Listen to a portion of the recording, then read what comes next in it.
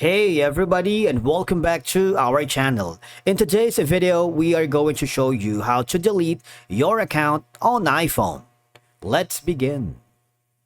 To delete your Evernote account on iPhone, you just have to follow these simple steps, alright? Now, once you open the Evernote app on your mobile device, I want you to hover to the upper left corner where you can see your profile icon.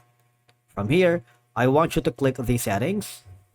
And I want you to click the bottom part where it says more settings, languages, close account. That is what we need, and then change email. Click on it. Now from here, I want you to hover to the top right corner where you can see the hamburger menu. Click that, and there should be an option here that says, and once you do that, I want you to click the profile. If you do, you need to hover down below where you can see the option that says close your Evernote account. All right, it's kind of easy.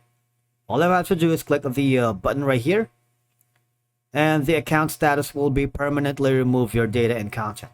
But the thing is, before you delete your Evernote account on iPhone, all right, you won't be able to recover your notes after it's done. So if you're just looking to clear data, you can also consider deleting individual notes or notebooks instead.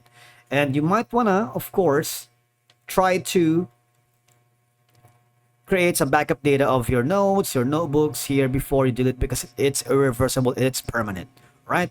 And the next thing that you need to do, if you're in case you're encountering any problems deleting your account here on iPhone, is just have to go here, go to the top right, go to the help section, submit a support request, all right?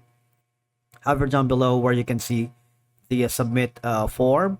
You just have to tell the customer support team that you're having issues deleting your account here on Evernote, and they will give you insights and troubleshooting steps on how to fix it. All right, thank you so much for watching.